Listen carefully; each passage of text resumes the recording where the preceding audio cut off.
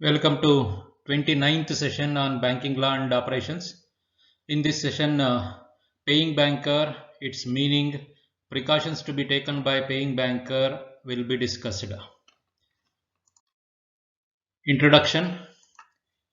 It is known that the primary function of any bank is accepting deposits from public and lending loans. Their primary activity is to accept deposits from public through various modes of deposits like savings bank, current account, fixed deposits, recurring deposits, etc., and lending funds in the form of overdraft, cash credit, loan, etc. As a dignified debtor, banker is called as a dignified debtor because he won't go for taking such deposits, but publics themselves come forward to deposit their money. Therefore, he is called as dignified debtor. The bank allows its customers to withdraw their money through checks drawn by the account holders on their bankers. So, banker, he won't pay on his own only. He will be asked to pay when the customer is in need and he comes to the branch and demands for payment. In that case also, he is called as a dignified debtor. While handling these checks, a banker may act as a paying banker. So because he is paying his customers on their demand. So he is paying back the deposits of customers on their demand. They will provide a requisition in the form of withdrawal slip normally and or through check, and the banker has to obey their order if they are in order, if they are as per the rules and regulations, then he will be paying them money. So when checks are drawn on him, he will be acting as paying banker, and if when checks are deposited with him and asked to collect on behalf of the customers, he will be called as collecting banker. Collecting banker, the concept of collecting banker we have already discussed in the previous sessions. So you know who is a collecting banker, what are all the functions a collecting banker performs. Banks are under statutory obligation to honor a check and make payment if it is in order as per relevant laws.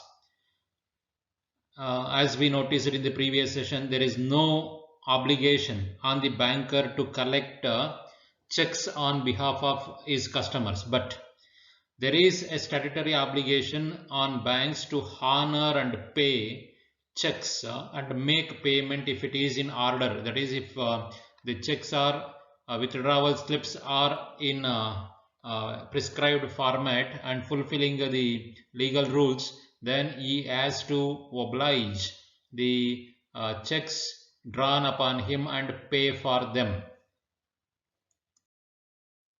So who is paying banker? Paying banker is the banker on whom a check is drawn, or the banker who is required to pay the check drawn on him by a customer. So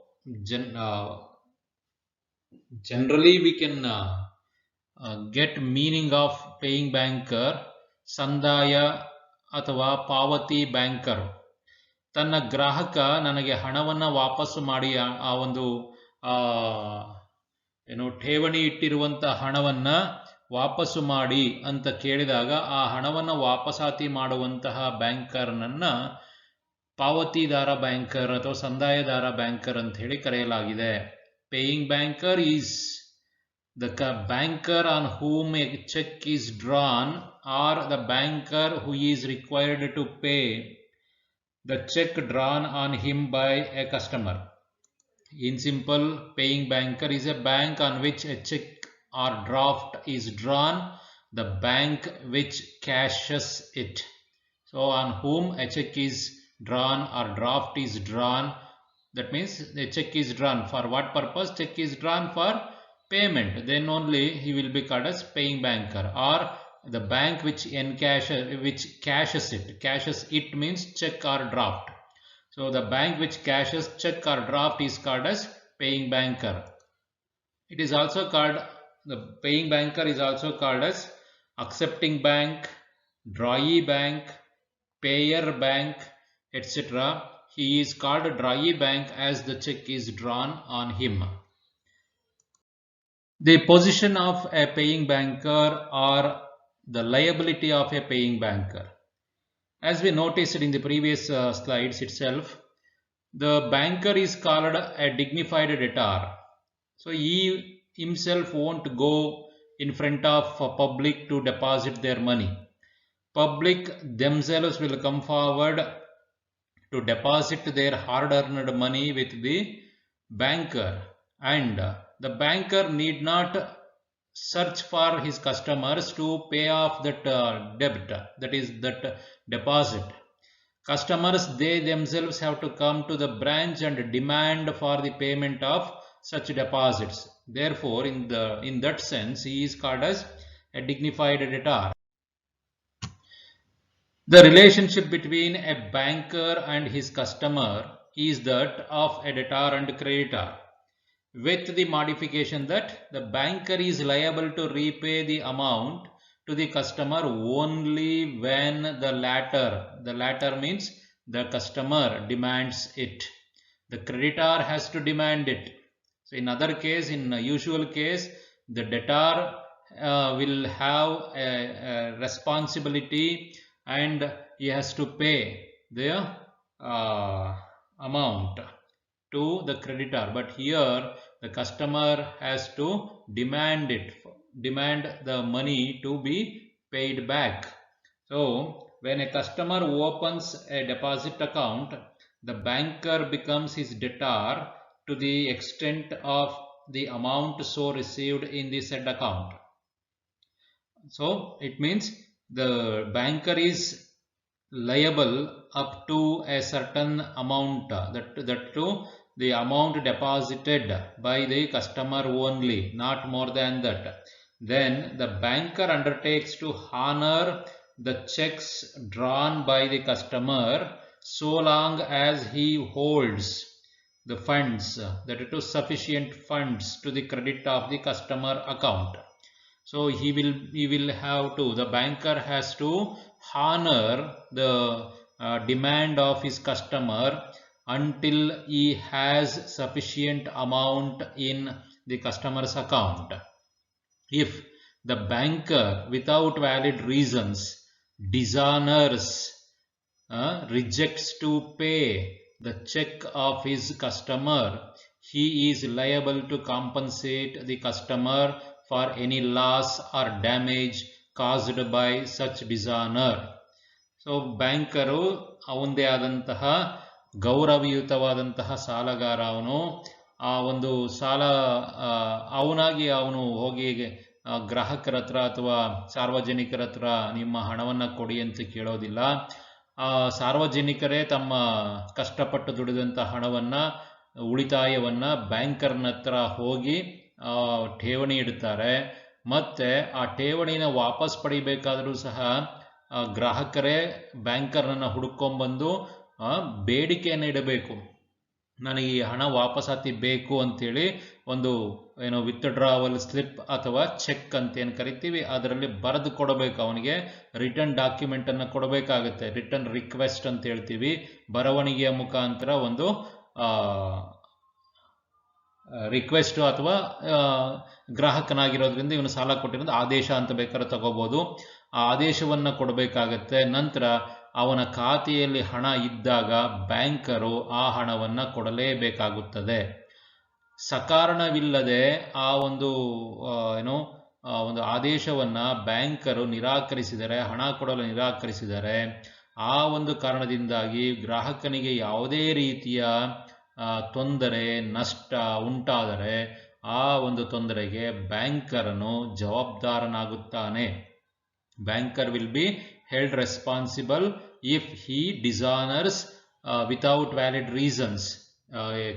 Dishonors a check without valid reasons, then he will be held responsible to compensate the customer for any loss or damage. Okay. Then precautions to be taken by the paying banker. What are the precautions to be taken by the paying banker while accepting the orders of their customers, accepting and paying the checks of customers?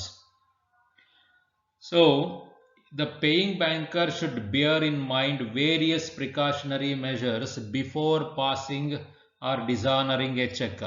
ಕೊಡಬೇಕಾದರೂ ಎಚ್ಚರಿಕೆಗಳನ್ನು ವಹಿಸಬೇಕಾಗುತ್ತೆ, ಅದನ್ನು ನಿರಾಕರಿಸಬೇಕಾದರೂ ಎಚ್ಚರಿಕೆಯಿಂದ ವರ್ತಿಸಬೇಕಾಗುತ್ತೆ banker. ಒಬ್ಬ ಗ್ರಾಹಕನ ಚೆಕ್ಕುಗಳನ್ನು ಪಾವತಿ ಮಾಡುವಂಥ ಸಂದರ್ಭದಲ್ಲಿ ಅವನ ಆದೇಶ, ನನಗೆ ಹಣ ಬೇಕು ಅಂತ ಅವನೇ ಬಂದು ತನಗೆ ಹಣ ಬೇಕು ಅಂತ ಹೇಳಿದಾಗ, ಅಥವಾ ತನ್ನ ಪರವಾಗಿ ಮತ್ತೊಬ್ಬರಿಗೆ ಹಣವನ್ನು ಕೊಡಿ ಅಂತೇಳಿ ಆದೇಶವನ್ನು ಕೊಟ್ಟಾಗ ಚೆಕ್ಕುಗಳ ಮುಖಾಂತರ, ಆ ಹಣವನ್ನು ಕೊಡುವಂಥ ಸಂದರ್ಭದಲ್ಲಿ ಬ್ಯಾಂಕರು, ಅದರಲ್ಲೂ ಪಾವತಿದಾರ ಬ್ಯಾಂಕರು ಬಹಳ ಎಚ್ಚರಿಕೆಯನ್ನು ವಹಿಸಬೇಕಾದ್ರೆ, ಕೊಡಬೇಕಾದರೂ ಎಚ್ಚರಿಕೆ ವಹಿಸಬೇಕು, ಕೊಡುವುದಿಲ್ಲ ಅಂತ ಹೇಳುವುದಕ್ಕೂ ಅವನ ಎಚ್ಚರಿಕೆಯನ್ನು ವಹಿಸಬೇಕಾಗುತ್ತೆ. ಈ ಒಂದು ಎಚ್ಚರಿಕೆಗಳು ಯಾವ ರೂಪದಲ್ಲಿರುತ್ತೆ? The paying banker should ensure that the check is regular in all aspects and should take the following precautions while making payment of his customers' checks. What are the precautions? What are the points that points of precautions the banker has to take? Let us see one by one. Form of the check, format of the check. We have observed while discussing the session on checks, check must be in a printed form provided by the banker. If it is presented in any other form, banker can reject to pay them. We have already observed. So before honoring a check, a banker should see the form of the check and find out whether it is regular or not.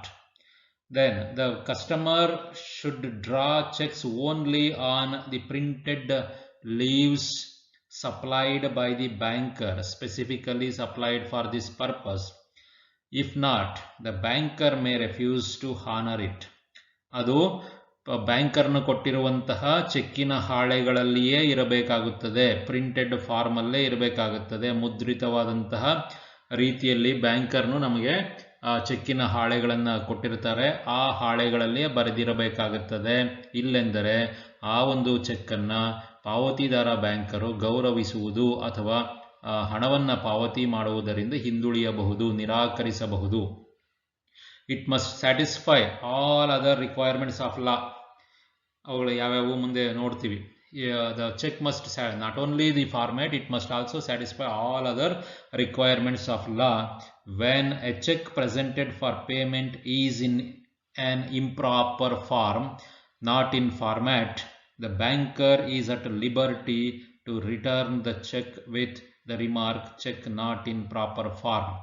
Check ಸರಿಯಾದ ರೂಪದಲ್ಲಿ ಇಲ್ಲ ಅಂತೇಳಿ ಅದನ್ನು ವಾಪಸಾತಿ ಮಾಡೋದಕ್ಕೆ ಅವನಿಗೆ ಅಧಿಕಾರ ಇದೆ. The customer should draw checks only on printed leaves supplied by the banker, failing which the banker may refuse to honor it. When the check is presented for payment is in an improper form, the banker is at liberty to return the check with the remark, check not in proper form. Let us consider second point. Next point on which a banker has to be careful while paying the amount on check is type of the check. Before honoring a check, the paying banker should examine, verify whether the check presented for payment is an open check or a crossed check. If it is an open check, the payment may be made across the counter. Cash ಕೌಂಟರ್ನ ಮುಖಾಂತರವೇ ಕೊಟ್ಟು ಬಿಡಬಹುದು. ಆ ಒಂದು cheque ರೇಖಣಗೊಳ್ಳದ್ದು, ರೇಖಣವಾಗಿಲ್ಲ, ಅಥವಾ bearer check, ವಾಹಕ cheque ಆಗಿದ್ದಲ್ಲಿ ಅಂತಹ ಚೆಕ್ಕನ್ನು ಸಾಮಾನ್ಯವಾಗಿ ಕೌಂಟರ್ನ ಮುಖಾಂತರನೇ ಕೊಟ್ಟು ಬಿಡ್ತಾರೆ. ಹಿಂದೆ ಯಾರು ಆ ಒಂದು ಚೆಕ್ಕಿನ ಹಣವನ್ನು ಪಡೆಯುತ್ತಿದ್ದಾರೋ ಅವರ ಸಹಿಯನ್ನು ಪಡೆಯಲಾಗುತ್ತೆ. ಇತ್ತೀಚೆಗೆ ಅವರ ಮೊಬೈಲ್ ನಂಬರ್ಗಳನ್ನು ಬರೆಸ್ಕೊಳ್ತಾರೆ ಬೇರರ್ ಚೆಕ್ ಆದರೆ. If it is A crossed one, payment must be made only to a fellow banker and it has to pass through the account of the customer. So it has to be paid to the collecting banker. ಇನ್ನೊಬ್ಬ crossed ಆಗಿದ್ರೆ, ರೇಖಿತವಾದಂಥ cheque ಹಣದ ಸಂದಾಯಕ್ಕೆ ಬಂದಾಗ ಆ ಒಂದು ಚೆಕ್ಕಿನ ಮೇಲಿನ ಹಣವನ್ನು ಯಾರು ಕಲೆಕ್ಟಿಂಗ್ ಬ್ಯಾಂಕರ್ ಇರ್ತಾರೆ, ಹೊರ ಊರುಗಳಲ್ಲಿರುವಂತಹ ಬ್ಯಾಂಕರನ್ನೇನಾದ್ರು ಕಳಿಸಿದ್ದಲ್ಲಿ ಆ ಬ್ಯಾಂಕರ್ನಿಗೆ ಹಣವನ್ನು ಕೊಟ್ಟು ಅವನ ಮುಖಾಂತರ ಆ ಒಬ್ಬ ಖಾತೆದಾರ, ಪೇಯಿ ಅಂತೇನಿರ್ತಾನೆ, ಪ್ರಾಪ್ತಿಕರ್ತ, ಅವನ ಖಾತೆಗೆ ಹಣವನ್ನು ಸಂದಾಯವಾಗುವ ರೀತಿಯಲ್ಲಿ ಸಂದಾಯದಾರ ಬ್ಯಾಂಕರು ಅಥವಾ ಪಾವತಿ ಬ್ಯಾಂಕರು ಕಾರ್ಯನಿರ್ವಹಿಸಬೇಕಾಗುತ್ತೆ. ಕ್ರಾಸ್ಡ್ ಚೆಕ್ಕನ್ನು ಓಪನ್ ಚೆಕ್ ಆಗಿ ಕೌಂಟರ್ನಲ್ಲಿ ಕೊಡೋದಕ್ಕೆ ಬರಲ್ಲ. If he is paying a crossed check through a counter, he will not get any statutory protection under law, which we have already discussed. Let us discuss that one afterwards now itself. If it is specially crossed, Vishesha Rekhana, specially crossed, that is specially crossed means the banker through which the check has to be paid is also mentioned between two parallel lines. Then the payment must be specifically made to the banker in whose favor it has been crossed. So ಯಾವ ಬ್ಯಾಂಕಿನ ಹೆಸರನ್ನ ಬರೆಯಲಾಗಿದೆಯೋ ಆ ಬ್ಯಾಂಕಿನ ಮುಖಾಂತರವೇ ಕೊಡಬೇಕು ಅಂತೇಳಿ, ಆ ಬ್ಯಾಂಕಿನಿಂದ ಆ ಒಬ್ಬ ಬ್ಯಾಂಕರು ಕಲೆಕ್ಟಿಂಗ್ ಬ್ಯಾಂಕರ್ ಆಗಬೇಕಾಗತ್ತೆ, ವಸೂಲಿದಾರ ಬ್ಯಾಂಕರ್ ಆಗಬೇಕಾಗತ್ತೆ, ಆ ಬ್ಯಾಂಕರ್ನಿಗೆ ಹಣವನ್ನು ಸಂದಾಯ ಮಾಡಬೇಕಾಗತ್ತೆ. ಅಂದರೆ ಆಗ ಆ ಗ್ರಾಹಕ ಆ ಥರದ ಬ್ಯಾಂಕಿನ ಹೆಸರು ಬರೆದಿರುವಂತಹ ಬ್ಯಾಂಕಿನಲ್ಲಿ ತನ್ನ ಖಾತೆಯನ್ನು ಹೊಂದಿರಬೇಕಾದಂಥ ಪರಿಸ್ಥಿತಿ ಇರುತ್ತದೆ. ಆಗ so if there are like in cheque account payee, not negotiable etcetera are there along with the crossing, then the paying banker need not worry on such checks because it is the problem of the collecting banker and not the problem of the paying banker. Collecting banker will look after whether it is not negotiable or account payee etc. That will be the worry of the collecting banker. ಅದನ್ನು ವಸೂಲಿದಾರ banker ನೋಡ್ಕೋತಾನೆ. Not negotiable, account payee ಅಂತ ಹೇಳೋದು ರೇಖಣ ಮಾಡಿದರೆ ಅದು ವಸೂಲಿದಾರ banker ನೋಡ್ಕೋತಾನೆ. So when crossed checks are paid across the counter, so as I told you in the second point, if it is crossed and paid openly, then what will be the consequences? Now it is there here. When crossed checks are paid across the counter, then the banker is held liable for any loss caused to the true owner. Crossed check anna counter ಮುಖಾಂತರ ಅಂದರೆ cash counter ಮುಖಾಂತರ ಅದನ್ನು ಅಕೌಂಟ್ಗೆ ಹಾಕಬೇಕು ಅಥವಾ collecting ಬ್ಯಾಂಕರಿಂದ ಬಂದಿದ್ರೆ collecting banker ಕಳಿಸ್ಕೊಡ್ಬೇಕು ಹಣ. ಅದನ್ನು ಬಿಟ್ಟು ಯಾರೋ ತಂದು ಕೊಟ್ಟಿದ್ದಾರೆ ಅದನ್ನು ಕ್ಯಾಶ್ ಕೌಂಟ್ರಲ್ಲಿ ಪ್ರೆಸೆಂಟ್ ಮಾಡ್ತಿದ್ದಾರೆ ಬೇರರ್ ಚೆಕ್ ಥರ ಅಥವಾ ಓಪನ್ ಚೆಕ್ ಥರ ಅಂಥೇಳಿ, ವಾಹಕ ಚೆಕ್ಗಳು ಅಥವಾ ರೇಖಿತವಲ್ಲದ ಚೆಕ್ಗಳನ್ನು ಹೇಗೆ ಕೌಂಟ್ರಲ್ಲಿ ಕಳಿಸ್ತೀವೋ ಆ ಥರ ರೇಖಿತಗೊಂಡಿರುವಂತಹ ಚೆಕ್ಗಳನ್ನು ಕೌಂಟರ್ನಲ್ಲಿ ಕೊಡೋದಕ್ಕೆ ಬರೋದಿಲ್ಲ. ಅಕಸ್ಮಾತು ಆ ಬ್ಯಾಂಕರು ಒಂದು ರೇಖಿತ ಚೆಕ್ಗಳನ್ನು ಕೌಂಟರ್ ಮುಖಾಂತರ ಕೊಟ್ಟು ಕಳಿಸಿಬಿಟ್ಟರೆ ಆಗ ಅದು ಸಾಮಾನ್ಯವಾಗಿ ಕದ್ದಿರೋದಿರ್ಬೋದು ಅಥವಾ ಒಳ್ಳೆಯ ಸ್ವಾಮಿತ್ವ ಇಲ್ಲದೆ ಇರಬಹುದು, ಯಾರಿಗೋ ಸಿಕ್ಕಿರಬಹುದು. By mistake, by negligence, banker pays such cheque across the counter. ಅಂಥ ಸಂದರ್ಭದಲ್ಲಿ banker is liable for any loss caused to the true owner. Holder in due course ಓದ್ಕೊಂಡು ಬಂದ್ವಿ.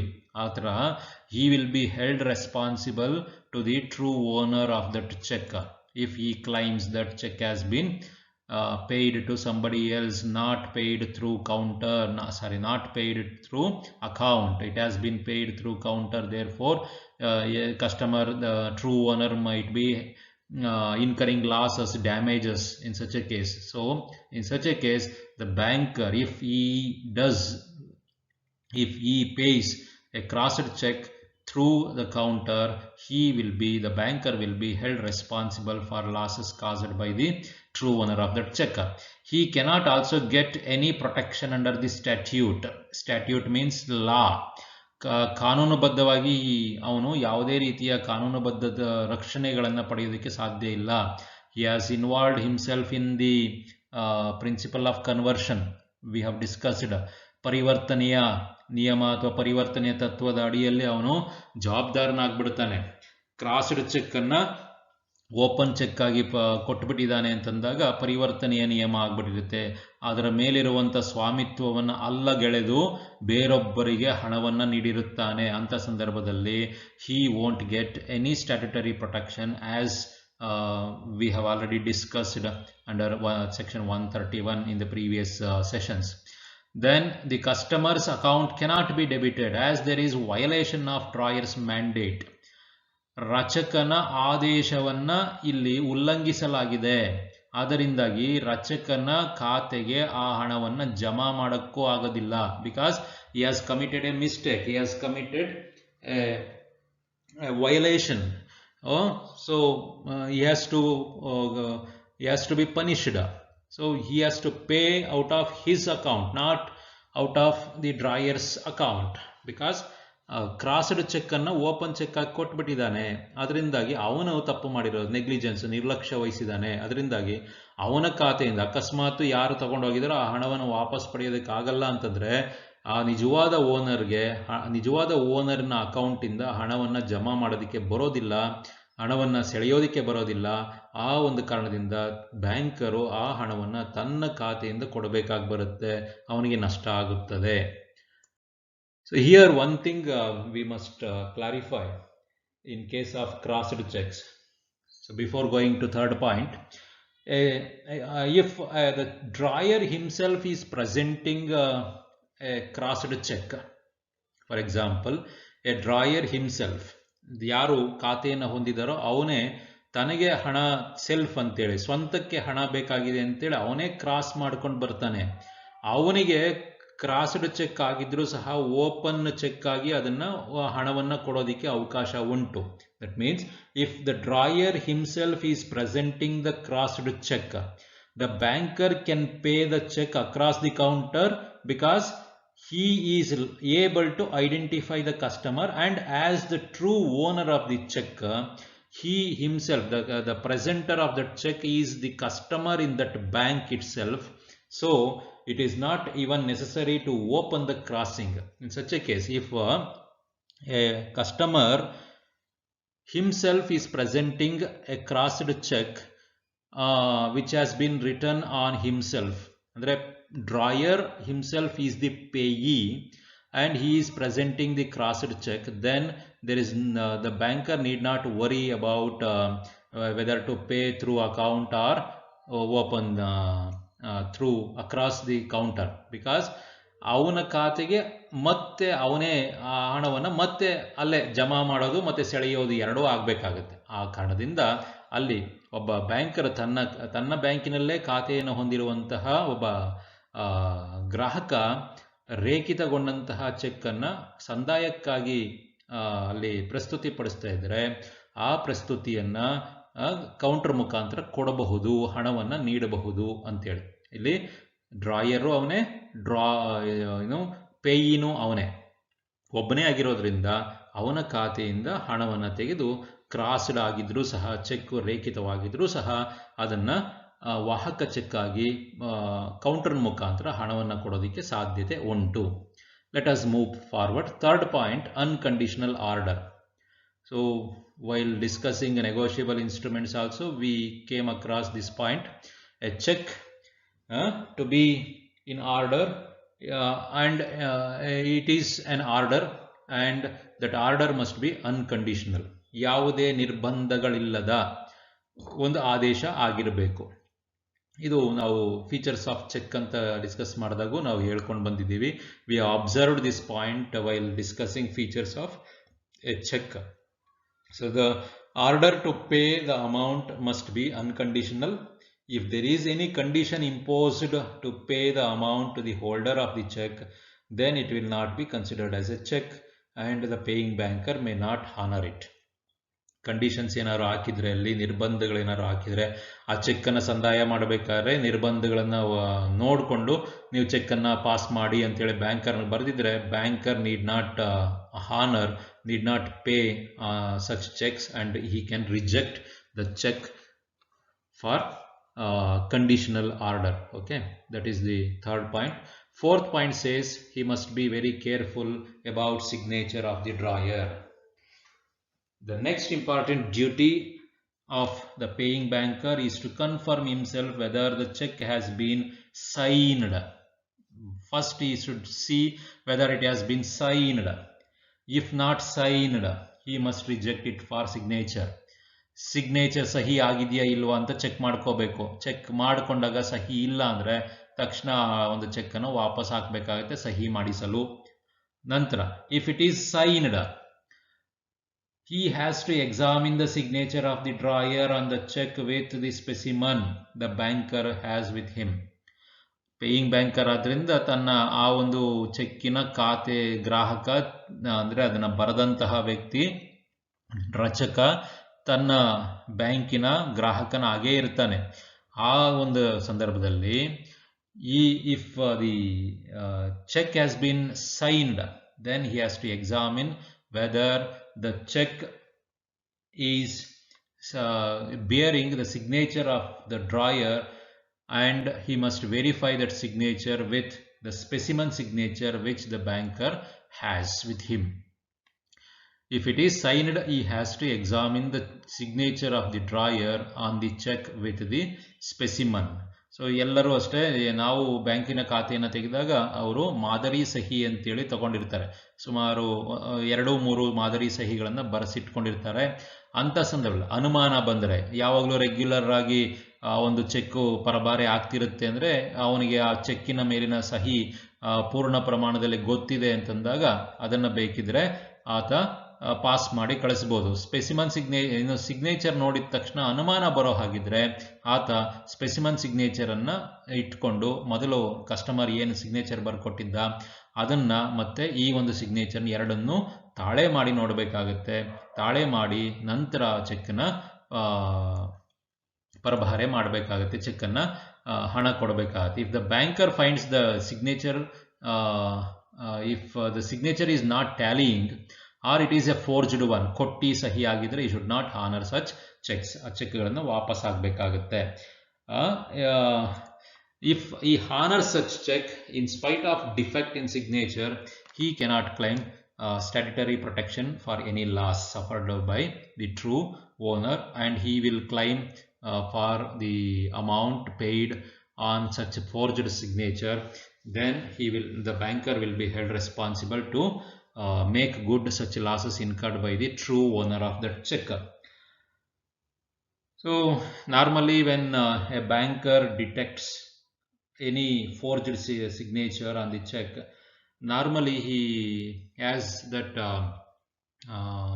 courtesy to intimate the matter to the drawer to take necessary action. So ಕೊಟ್ಟಿ signature ಅವೆಲ್ಲ ಬಂದಾಗ ಬ್ಯಾಂಕರ್ಗೆ ಯಾವುದೇ ರೀತಿಯ ಜವಾಬ್ದಾರಿ ಇಲ್ಲ ಆ ಒಂದು ಕೊಟ್ಟಿ ಸೈನ್ ಮಾಡಿರುವಂಥ ಮೇಲೆ ಕ್ರಮ ಕೈಗೊಳ್ಳೋದಕ್ಕೆ. ಅದನ್ನು ಆ ಮಾಹಿತಿಯನ್ನು ಯಾರು ಖಾತೆದಾರ ಇರ್ತಾರೆ ಅವರ ಗಮನಕ್ಕೆ ತರಲಾಗುತ್ತೆ. ಖಾತೆದಾರ ಬೇಕಾದರೆ ಅಂತಹ ಕೊಟ್ಟಿ ಸಹಿ ಮಾಡಿರುವಂತಹ ವ್ಯಕ್ತಿಯ ಮೇಲೆ ಕ್ರಮ ಜರುಗಿಸೋದಕ್ಕೆ ಅವಕಾಶ ಇರುತ್ತೆ. Then next point is date of the cheque. So before honouring a cheque, the bank must see whether there is a valid date on the instrument. Valid date means ಹಿಂದಿಂದ ಯಾವಾಗಲೂ ಹಾಕಿರೋದು, ಅಥವಾ ಏನೋ ಅಕ್ಟೋಬರ್ 2 ಅಂತ ಬರೀತಾರೆ, ಇಯರ್ ಬರೆಯಲ್ಲ, ಇಸವಿ, ತಿಂಗಳು ಮತ್ತು ದಿನಾಂಕ ಇವುಗಳು ಪೂರ್ಣವಾಗಿದೆಯಾ ಅಂತ ಚೆಕ್ ಮಾಡ್ಕೋಬೇಕಾಗತ್ತೆ. ಕೆಲವರು 31 ಏಪ್ರಿಲ್ ಅಂತ ಬರೀತಾರೆ, 30 ಫೆಬ್ರವರಿ, 30/2 ಅಂತ ಬರೆದಿರ್ತಾರೆ. ಈ ಥರದವನ್ನು 2020 ಅಥವಾ 2000 ನಾವು ಅಷ್ಟೇ ತಪ್ಪುಗಳು ಮಾಡಿರ್ತೀವಿ. ಸಾಮಾನ್ಯವಾಗಿ 2020 ಬರೆದು ರೂಢಿಯಾಗಿರುತ್ತೆ. ಕೊನೆಯಲ್ಲಿ 2021 ಬಂದರೂ ಸಹ 2020 ಅಂತ ಬರೆದಿರ್ತೀವಿ ಇಸವಿಯನ್ನು. ಆ ಒಂದು ತಪ್ಪುಗಳು ಆಗದಿದ್ದ ಹಾಗೆ ನೋಡ್ಕೋಬೇಕಾಗತ್ತೆ ಬ್ಯಾಂಕರ್. ಆ ತಪ್ಪುಗಳಿದ್ದರೆ ಅದನ್ನು ವಾಪಸ್ ಮಾಡಿ ಸರಿಯಾದ ಡೇಟನ್ನು ಬರೆಸ್ಕೊಳ್ಳೋದಕ್ಕೆ ಅವಕಾಶ ಮಾಡಿಕೊಡ್ಬೇಕಾಗತ್ತೆ. If a check is antedated, it may be paid if it has not become stale by that time. Antedated ಅಂದರೆ ಈಗಾಗಲೇ ಸಮಯ ಅದರ ಮೇಲೆ ಬರೆದಿರುವಂತಹ ದಿನಾಂಕ ಮುಗಿದಿದೆ, ದಿನಾಂಕ ಆಗಿದೆ ಅಂತಂದಾಗ ಆ ಒಂದು ದಿನಾಂಕದ ನಂತರ ಎಷ್ಟು ದಿನದಲ್ಲಿ ಆ ಒಂದು ಚೆಕ್ಕು ಪ್ರೆಸೆಂಟ್ ಆಗ್ತಿದೆ ಅನ್ನೋದನ್ನ ನೋಡ್ಕೋಬೇಕಾಗತ್ತೆ. If it has been presented before 3 months of the such date, then the banker has to honor it, otherwise it has become stale and the banker need not accept that check and he can reject for that check becoming stale, outdated check. Stale means outdated, ಹಳಸಿದ cheque ಅಂತ ಹೇಳ್ತಾರೆ. Stale ಅಂದ್ರೆ ದಿನಾಂಕ ಮುಗಿದಿರುವಂತಹ check. So ಸಾಮಾನ್ಯವಾಗಿ ನಾವು ಹೇಳ್ಕೊಂಬಂದಿರುವಾಗ ಒಂದು ಚೆಕ್ಕಿನ ವಾಯಿದೆ 3 ತಿಂಗಳಿರುತ್ತದೆ. ಆ 3 ತಿಂಗಳ ಒಳಗಾಗಿ ಆ ಚೆಕ್ಕನ್ನು ಪಾವತಿಗಾಗಿ ಪ್ರಸ್ತುತಿಪಡಿಸಬೇಕಾಗುತ್ತೆ. ಆ ಥರದ ಪ್ರಸ್ತುತಿ ಇಲ್ಲ, 3 ತಿಂಗಳ ಸಮಯ ಮುಗಿದಿದೆ ಅಂದರೆ ಆ ಚೆಕ್ಕನ್ನು ಸ್ಟೇಲ್ ಚೆಕ್ ಅಂತ ಹೇಳಿ ಕರಿತೀವಿ. ಹಳಸಿದ ಚೆಕ್ಕು, ಅವಧಿ ಮೀರಿದ ಚೆಕ್ಕು ಅಂತ ಹೇಳಲಾಗುತ್ತೆ. A cheque which is presented after 3 months from the date of its issue is a stale one, ಹಳಸಿದ ಚೆಕ್ ಆಗುತ್ತೆ. A cheque which is not dated or post dated should not be honoured. Post dated ಅಂದರೆ ಮುಂದಿನ ದಿನಾಂಕ, ಇವತ್ತೇನು present ಮಾಡ್ತಿದ್ದಾನೆ ಆ ಡೇಟ್ಗಿಂತ ಮುಂದಿನ ದಿನಾಂಕವನ್ನು ಬರೆದಿದ್ದಾರೆ ಆ ಚೆಕ್ಕಿನ ಮೇಲೆ, ಅಂಥದನ್ನು ಪೋಸ್ಟ್ ಡೇಟೆಡ್ ಅಂತ ಹೇಳಿ ಕರಿತೇವೆ. ಭವಿಷ್ಯದ ದಿನಾಂಕವನ್ನು ಹೊಂದಿರುವಂಥದ್ದು. ಆ ದಿನಾಂಕ ಇನ್ನೂ ಬಂದಿರೋದಿಲ್ಲ, ಆ ಕಾರಣದಿಂದ ಆ ದಿನಾಂಕ ಬಂದಾಗ ಆ ಒಂದು ಚೆಕ್ಕನ್ನು ಪ್ರಸ್ತುತಿ ಮಾಡಿ ಅಂತೇಳಿ ವಾಪಸ್ ಮಾಡಬೇಕಾಗುತ್ತೆ. Cheque is not dated or post dated, it should be rejected by the banker to be presented after correctly dating or after or on the date of on the date the check contains date on which date the check has to be presented. So it must be rejected. Post dated check should not be honored. Then a banker who pays a post dated check has disobeyed his customer's mandate and authority. So ತನ್ನ ಗ್ರಾಹಕನ ಒಂದು ಆದೇಶವನ್ನು ಅವನು ಉಲ್ಲಂಘಿಸಿರ್ತಾನೆ ಅಂತೇಳಿ ತಿಳ್ಕೋಬೇಕಾಗುತ್ತೆ. Then physical condition of the instrument. Next precaution while paying the check, the banker has to see the physical condition of the instrument. The check should be in good physical condition. Instrument should not be torn, mutilated or cancelled. This is also important. It should not be cancelled. Mutilated means ಮಣ್ಣು ಆ ಥರದ್ದೆಲ್ಲ ಮೆತ್ಕೊಂಡಿರುತ್ತೆ. ಅದು ಟಾರ್ನ್ಡ್ ಅಂದರೆ ಹರಿದಿರೋವಂಥದ್ದು. ಹರಿದಿರೋದಕ್ಕೂ ಇಲ್ಲಿ ಹೇಳ್ತಾರೆ, ಏನಾದರೂ ಅಕಸ್ಮಾತ್ ಆ ಒಂದು ಚೆಕ್ ಬುಕ್ಕಿಂದ ಹರಿಯುವಾಗ ಮೂಲೆಗಳಲ್ಲಿ ಏನಾದರೂ ಹರಿದಿದ್ರೆ ಅಂಥ ಸಂದರ್ಭದಲ್ಲಿ ಯಾವುದೇ ರೀತಿಯ ತೊಂದರೆ ಇಲ್ಲ, ಅದು ಉದ್ದೇಶಪೂರ್ವಕವಲ್ಲ ಆಗಿರೋದಿಲ್ಲ. ಚೆಕ್ಗಳು ಪೀಸ್ ಮಾಡಿದ್ರೆ ಟಾರ್ನ್ಡ್ ಅಂದರೆ ಅಂಥ ಸಂದರ್ಭದಲ್ಲಿ ಜೋಡಿಸ್ಕೊಂಡು ತೊಗೊಂಬಂದಿದ್ರೆ ಆ ಜೋಡಿಸ್ಕೊಂಬಂದಿರೋಂಥ ಚೆಕ್ಕನ್ನು ಹಾನರ್ ಮಾಡುವಂಥ ಅವಶ್ಯಕತೆ ಇಲ್ಲ. If the banker is confident, he has been convinced about that pieces, then if he wants, he can accept that check. Otherwise he has to reject it and he can ask the customer to present a fresh check in that place. So mutilated ಅಂದರೂ ಅಷ್ಟೇ, ಅಲ್ಲಿ ಆ ಒಂದು cheque ಹಾಳಾಗಿದ್ದರೆ, ಹಾಳು ಅಂದರೆ ಇಲ್ಲಿ ಕಾಣದೇ ಹೋಗ್ತಾ ಇರುವಂಥದ್ದು ಅಥವಾ ಅದರ ಮೇಲೆ ಕಸ ಕಡ್ಡಿ ಬಿದ್ದು ಹಾಳಾಗಿರುವಂಥದ್ದು, ಈ ಥರದನ್ನು ಚೆಕ್ಕನ್ನು ಬ್ಯಾಂಕರು ಅಕ್ಸೆಪ್ಟ್ ಮಾಡುವಂಥ ಅವಶ್ಯಕತೆ ಇಲ್ಲ ಅಷ್ಟೇ. ಅಕಸ್ಮಾತ್ ಅವನು ಒಪ್ಪಿಕೊಂಡು ಅಂಥವನ್ನೆಲ್ಲ ಪರವಾಗಿಲ್ಲ, ನನಗೆ ಕಸ್ಟಮರ್ ಗೊತ್ತು, ಆ ರೀತಿಯ ಎಲ್ಲವೂ ಸಹ ಬ್ಯಾಂಕರ್ನ ಮೇಲೆ ಅವಲಂಬಿತವಾಗಿ, ಬ್ಯಾಂಕರ್ ಆ್ಯಂಡ್ ಕಸ್ಟಮರ್ ರಿಲೇಷನ್ಶಿಪ್ ಮೇಲೆ ಅವಲಂಬಿತವಾಗಿರುತ್ತೆ practically. This is all in the law. So practically there may be different procedures. If the check is torn in a corner, it has been already explained, corner, and if it is unintentional, the banker can honor such check through, although he can dishonor it. ಅದನ್ನು ವಾಪಸ್ ಮಾಡಬಹುದು, ಮಾಡದೇನೆ ಅದನ್ನು ಒಪ್ಕೋಬಹುದು. ಯಾವಾಗ ಕಾರ್ನರಲ್ಲಿ ಮೂಲೆಗಳಲ್ಲಿ ಹರಿದೋಗಿದ್ರೆ. He should return such check for the drawers confirmation. If anything happens to the check, physical condition of the check, he can return for drawers confirmation. If drawer confirmation is not obtained within a reasonable time, then he can reject that check. Next one is material alteration. The paying banker should be very cautious in finding out the alterations that may appear on a check. Any change or alteration in an instrument which causes to speak a difference to the legal identity or character of the instrument, either in its terms or in the relation of parties thereto, is a material alteration.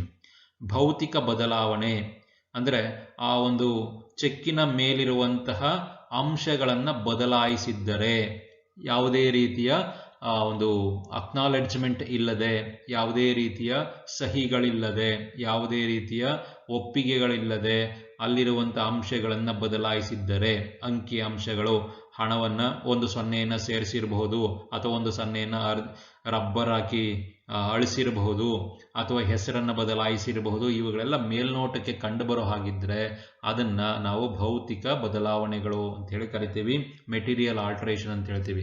If any change is made on the terms of the cheque and they can B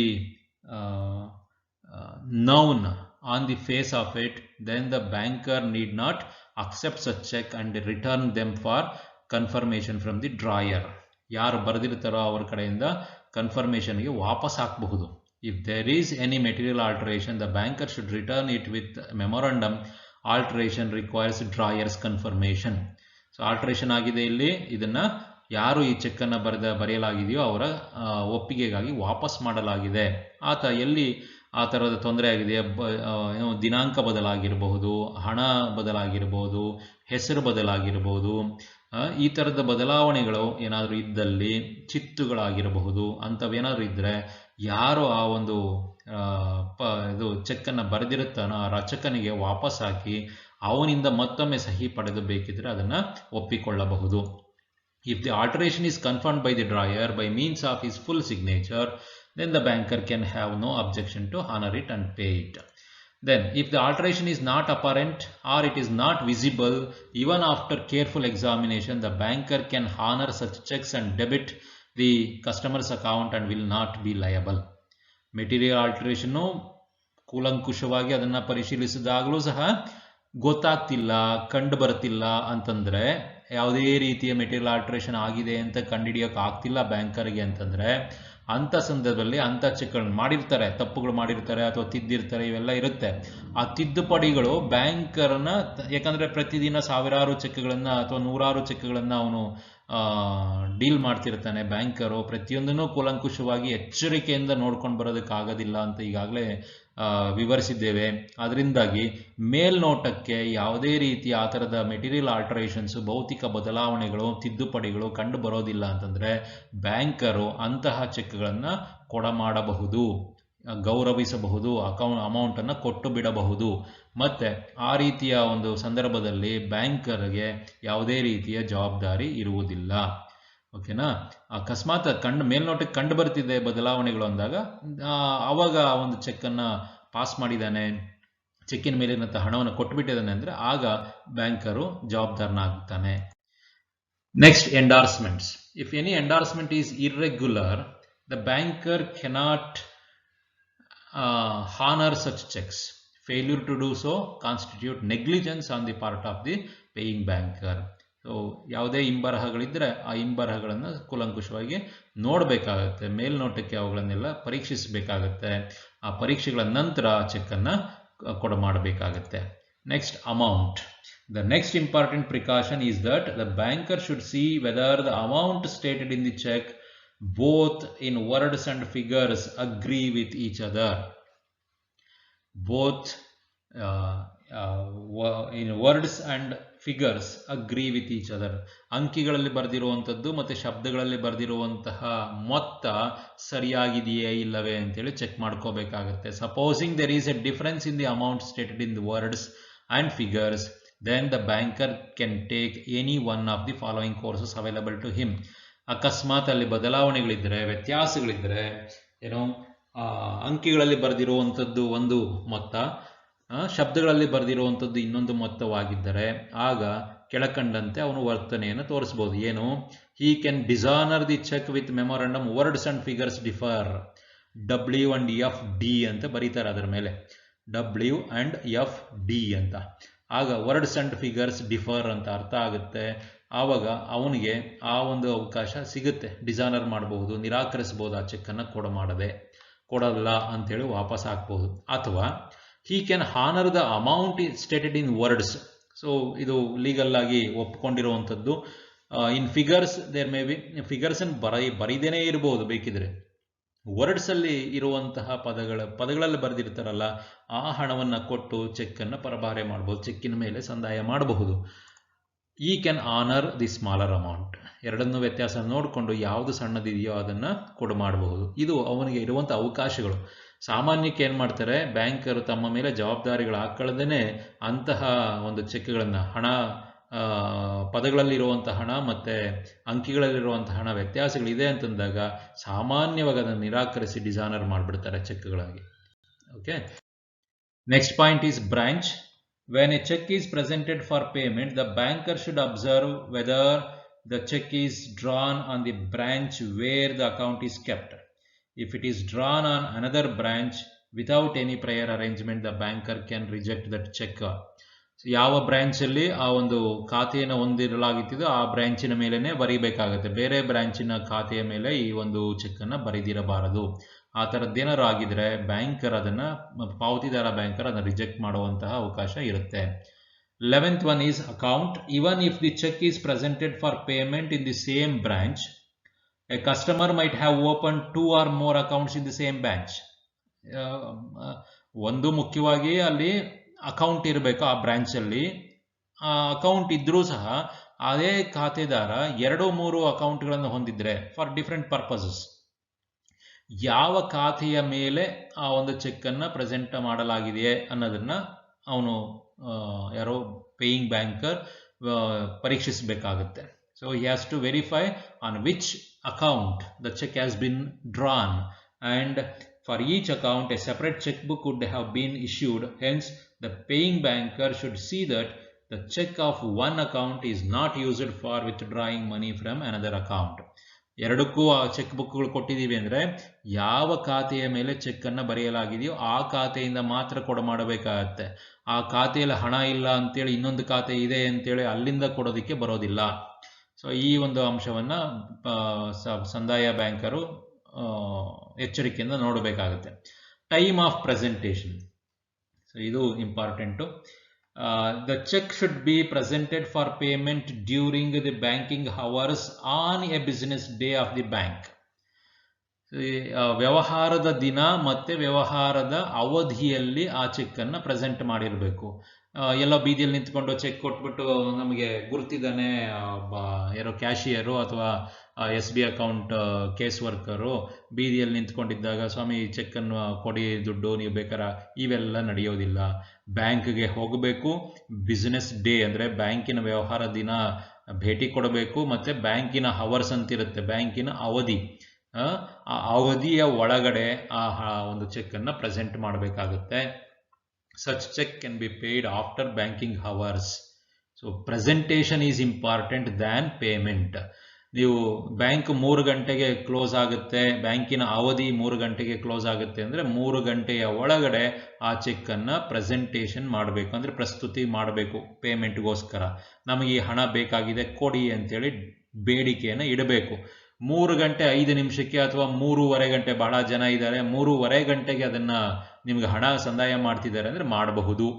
3 ಗಂಟೆ ಅಷ್ಟೊತ್ತಿಗೆ ನೀವು ಒಳಗಡೆ ಇದ್ದರೆ, ಬ್ಯಾಂಕಿನ ಒಳಗಡೆ ಇದ್ದು ಅದನ್ನು ಒಂದು ಬೇಡಿಕೆಯನ್ನು ಬ್ಯಾಂಕರ್ನ ಹತ್ರ ಇಟ್ಟಿದ್ರೆ ಸಾಕು.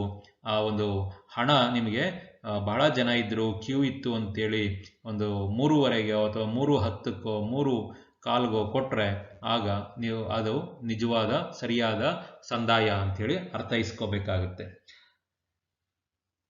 So after the payment of a check which is presented for payment after the banking hours amounted to payment in due course. So in the if the payment is made after the banking hours, then it will be called as payment in due course. Presentation of check is more important than payment. If the due date falls on a public holiday, then the instrument shall be deemed to be due on next business day. ಯಾವುದಾದ್ರೂ ಸಾರ್ವಜನಿಕ ದಿನ ಸಾರ್ವಜನಿಕ ರಜೆಗಳು ಬಂದಂಥ ಸಂದರ್ಭದಲ್ಲಿ next ಮರುದಿನ ಯಾವತ್ತು ಒಂದು ವ್ಯಾವಹಾರಿಕ ದಿನ ಆಗಿರುತ್ತೋ ಆ ದಿನದಲ್ಲಿ ಆ ಒಂದು ಚೆಕ್ಕಿನ ಕೊನೆಯ ದಿನ ಅಥವಾ ಪರಿಪಕ್ವತೆಯ ದಿನ ಆಗಿರುತ್ತೆ. Next point is he must check whether sufficient balance is there in the account. So if the customer does not have sufficient balance to his credit, he should stop payment as the account cannot be fully debited. Part payment ಇವಕ್ಕೆಲ್ಲ ಅವಕಾಶ ಇಲ್ಲ. He cannot make part payment either. 10,000 ರೂಪಾಯಿ check ಬರೆದಿದ್ದಾರೆ, ಅಕೌಂಟಲ್ಲಿ 5,000 ರೂಪಾಯಿ ಇದೆ, 5,000 ರೂಪಾಯಿ ಮಾತ್ರ ಅದು ಸಾಧ್ಯ ಇಲ್ಲ. He must pay full, in full. When more checks are presented for payment, this is also a critical aspect. In a day, more checks are presented for payment, the banker should pay them in chronological order if sufficient balance is there, without considering the number, date, etc. ಯಾರು ಮೊದಲು ಬರ್ತಾರೋ ಅವರು, chronology ಅಂದರೆ ಸಮಯದ ಆಧಾರಿತವಾಗಿ ಯಾರು ಚೆಕ್ಕನ್ನು ಮೊದಲು ಪ್ರೆಸೆಂಟ್ ಮಾಡ್ತಾರೋ ಅವರಿಗೆ ಮೊದಲು ಹಣ ಕೊಡಬೇಕಾಗುತ್ತೆ. ಸಫಿಷಿಯೆಂಟ್ ಬ್ಯಾಲೆನ್ಸ್ ಇದ್ರೆ ಎಲ್ಲರಿಗೂ ಕೊಟ್ಕೊಂಡು ಹೋಗಬಹುದು. If sufficient balance is not there, when more checks are received simultaneously for payment and funds are not sufficient to pay all the checks, the banker has to take a decision in the interest of both the parties. ಡ್ರಾಯರು ಮತ್ತು ಪೇಯಿ ಇಬ್ಬರೂ ವ್ಯಕ್ತಿಗಳ ಆಸಕ್ತಿಯನ್ನು ಗಮನದಲ್ಲಿಟ್ಟುಕೊಂಡು ಅವನು ತನ್ನದೇ ಆದಂಥ ತೀರ್ಮಾನಗಳನ್ನು ತಗೋಬೇಕಾಗುತ್ತೆ. ಹಲವಾರು ರೀತಿಯ ಒಂದು ಪ್ರಕ್ರಿಯೆಗಳು ಇಲ್ಲಿದ್ದಾವೆ. If insufficient balance is there and there are 2 or more checks presented for payment, whom to pay, whom not to pay, there are various suggestions. Experts feel that only bigger amount has to be paid first, lesser amount has to be paid first, like that. So many versions are there when insufficient balance is there and there are 2 or more checks to honor. So banker has to take a decision in such a case in the interest of both the parties, drawer and payee. Next point is legal restrictions. The banker must see whether any legal restrictions are imposed on the payment of the check.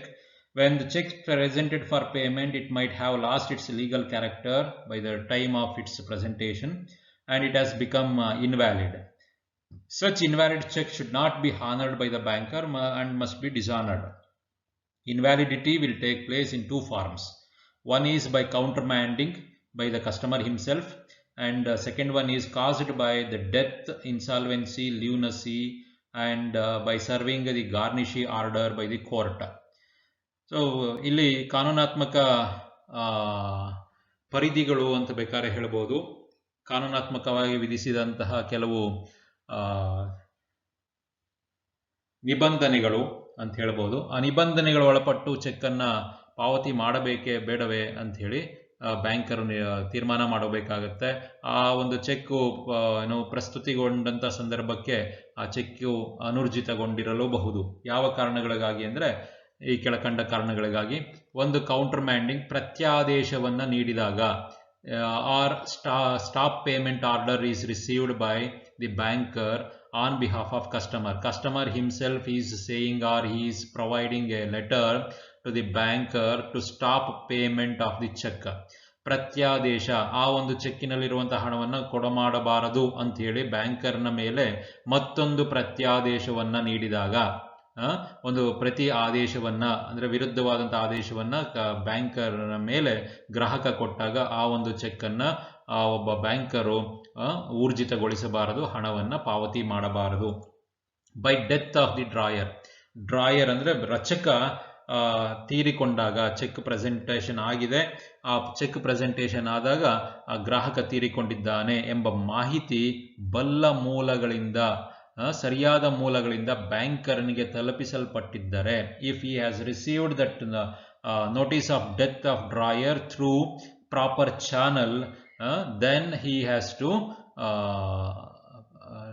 dishonor the payment of that check. He has to reject the acceptance of that check and stop payment. In some cases, however, any contract in final stage of completion can be paid. In case of joint accounts, the check drawn by the deceased as an agent of an organization can be honored. ಅವನು ತೀರ್ಕೊಂಡಿದ್ರು ಸಹ ಒಬ್ಬ pro ಪ್ರಕ್ಯುರೇಟ್ ಅಂತ ಹೇಳಿ ಬೇರೊಬ್ಬರ ಪರವಾಗಿ ಅವನು ಸಹಿ ಮಾಡುವಂಥ ಅಧಿಕಾರವನ್ನು ಉಳ್ಳವನಾಗಿದ್ದಂಥ ಸಂದರ್ಭದಲ್ಲಿ ಅವನು ತೀರಿಕೊಂಡ್ರು ಸಹ ಬರೆದಿರುವಂಥ ವ್ಯಕ್ತಿ ರಚಕ ತೀರಿಕೊಂಡಿದ್ದರೂ ಸಹ ಆ ಒಂದು ಚೆಕ್ಕನ್ನು ಪಾವತಿ ಮಾಡಲು ಪಾವತಿ ಬ್ಯಾಂಕರ್ನಿಗೆ ಅಧಿಕಾರ ಇರುತ್ತದೆ. ಅದೇ ಕೆಲವು ಸಾಮಾನ್ಯ ಚೆಕ್ಗಳನ್ನು ಸಾಮಾನ್ಯ ಆದೇಶಗಳನ್ನು ಅವನು ಪರಭಾರೆ ಅಂದರೆ ಒಪ್ಪಿಕೊಳ್ಳಬಾರದು, ವಾಪಸ್ ಮಾಡಬೇಕಾಗತ್ತೆ ಆ ಒಬ್ಬ ರಚಕ ತೀರಿಕೊಂಡಿದ್ದಾನೆ ಎಂಬ ಮಾಹಿತಿ ತಲುಪಿದ ತಕ್ಷಣ. Next is insolvency. Insolvency, the banker cannot stopping the check simply because customer has committed an act of insolvency. Insolvency ಅಂದರೆ ನಿಮಗೆಲ್ಲ ಅರ್ಥ ಆಗೋ ರೀತಿಲ್ಲ, ಪಾಪರ್ ಅಂತ. The person is not in a position to pay off his dues out of his assets. ತನ್ನ ಆಸ್ತಿಗಿಂತ ಸಾಲಗಳೇ ಜಾಸ್ತಿ ಇದ್ದಾವೆ ಅಂದಿದ ತಕ್ಷಣ ಅವನು ಇನ್ಸಾಲ್ವೆಂಟ್ ಅಂತ ಹೇಳಕ್ ಬರಲ್ಲ. ಆದರೆ ಆ ಆಸ್ತಿಗಳಿಂದ ಇರುವಂತ ಸಾಲಗಳನ್ನು ಪಾವತಿ ಮಾಡಲು ಅಶಕ್ತನಾಗಿದ್ದಾನೆ ಅಂತೇಳಿ ಕಾನೂನಾತ್ಮಕವಾಗಿ ಅವನನ್ನ ತೀರ್ಮಾನಿಸಿರಬೇಕು. ಆವಾಗ ಅವನನ್ನ ಇನ್ಸಾಲ್ವೆಂಟ್ ಅಂತೇಳಿ ಕರಿತೀವಿ, ಆಯ್ತಾ. ಅಂತ ಸಂದರ್ಭದಲ್ಲಿ if the banker has received that the notice that the customer has filed an insolvency petition, ಅವನು ಆ ರೀತಿಯಾದಂಥ ಇನ್ಸಾಲ್ವೆನ್ಸಿ ಕಾನೂನು ಅಡಿಯಲ್ಲಿ ಅವನು ಕೋರ್ಟಿನಲ್ಲಿ ದಾವೆ ಹೂಡಿದಾನೆ, ನನ್ನನ್ನು ಪಾಪರ್ ಅಂತ ಹೇಳಿ ತೀರ್ಮಾನ ಮಾಡಿ ಅಂಥೇಳಿ ಕೋರ್ಟಿನಲ್ಲಿ ದಾವೆ ಹೂಡಿದಾನೆ ಅಂತಂದ ಸಂದರ್ಭದಲ್ಲಿ ಆ ಮಾಹಿತಿ ಬ್ಯಾಂಕರ್ನಿಗೆ ಬಂದಾಗ ಅಂತಹ ವ್ಯಕ್ತಿಗಳು ಬರೆದಂಥ ಚೆಕ್ಕನ್ನು ಒಪ್ಪಿಕೊಳ್ಳಲು ಬರುವುದಿಲ್ಲ, ರಿಜೆಕ್ಟ್ ಮಾಡಬೇಕಾಗತ್ತೆ. ನೆಕ್ಸ್ಟ್ ಲೂನಸಿ. ಇಲ್ಲಿ ಲೂನಸಿ ಅಂತಂದ್ರೆ ಕನ್ನಡ ಅರ್ಥ ಮತಿಭ್ರಮಣೆ, ಮತಿಭ್ರಷ್ಟ ಅಂತ ಹೇಳ್ತೀವಿ. ಮತಿಭ್ರಷ್ಟ ಅಂದ್ರೆ ಕೆಲವು ಸಂದರ್ಭದಲ್ಲಿ ಅವನಿಗೆ ಸರಿಯಾದ ಜ್ಞಾನ ಇರುತ್ತೆ, ಮತ್ತೊಂದು ಸಂದರ್ಭದಲ್ಲಿ ಜ್ಞಾನ ಇರೋದಿಲ್ಲ. ಅಂತಹ ವ್ಯಕ್ತಿಗಳು ಯಾವುದೇ ಚೆಕ್ಕನ್ನು ಬರೆದಿದ್ದರೆ ಅಂತಹ ಚೆಕ್ಗಳನ್ನು ಒಪ್ಪಿಕೊಳ್ಳದೆ ವಾಪಸ್ ಹಾಕಬೇಕಾಗುತ್ತದೆ ಅಂತ ಹೇಳಿ ಇಲ್ಲಿ. Next garnishee order. Garnishee order ಅಂತಂದ್ರೆ an order passed by an executing court directing or ordering a garnishee not to pay money to judgment debtor since the latter is indebted to the garnisher. It is an order of the court to attach money or goods belonging to the judgment debtor in the hands of the third person. ಅಂದರೆ ಅವನು ಕೊಡಮಾಡಲ್ಪಡುವಂತಹ ಸಾಲಗಳನ್ನು ಕೊಟ್ಟಿಲ್ಲ ಅಂತೇಳಿ ಅವನ ಎಲ್ಲ ಆಸ್ತಿ ಪಾಸ್ತಿಗಳನ್ನು court ಮುಟ್ಟುಗೋಲು ಹಾಕ್ಕೊಂಡಿರುತ್ತೆ, ಅಂಥದನ್ನು ಗಾರ್ನಿಷಿ order ಅಂತ ಹೇಳ್ತೀವಿ. ಆ ಥರದ ಆರ್ಡರ್ ಏನಾದರೂ ಪಾಸ್ ಆಗಿದ್ರೆ ಆಗ ಬ್ಯಾಂಕರ್ನ ಹತ್ತಿರ ಇರುವಂತಹ ಒಬ್ಬ ಅಂತಹ ಗ್ರಾಹಕನ ಖಾತೆಯೂ ಸಹ ಕೋರ್ಟ್ಗೆ ಒಪ್ಪಿಸಬೇಕಾಗತ್ತೆ. ಅಂಥ ಸಂದರ್ಭದಲ್ಲಿ ಯಾವುದೇ ಚೆಕ್ಕು ಪಾವತಿಗಾಗಿ ಬಂದಂಥ ಸಂದರ್ಭದಲ್ಲಿ ಅದನ್ನು ವಾಪಸ್ ಮಾಡಬೇಕಾಗುತ್ತದೆ ಬ್ಯಾಂಕರು, ಪಾವತಿ ಮಾಡಬೇಕಾಗಿಲ್ಲ ಅಂತೇಳಿ. ಗಾರ್ನಿಷಿ ಆರ್ಡರ್ ಬೇರೆ ನಿಮ್ಮ ಯೂನಿಟ್ಗಳಲ್ಲಿ ತಿಳ್ಕೊಂಡಿರ್ತೀರಿ ಅಂತ ನಾನು ಭಾವಿಸ್ತೇನೆ, ಡೀಟೇಲ್ ಆಗಿ ಓದಿರ್ತೀರಿ. Okay, so that is the end of this session, paying banker and precautions to be taken by paying banker. These are the books you can refer for further reading. There are various other things related to paying banker and precautions. You can read and understand those things. Okay. Thank you for your patience listening. Hope you understood the concept. We shall meet in the next session. Thank you very much.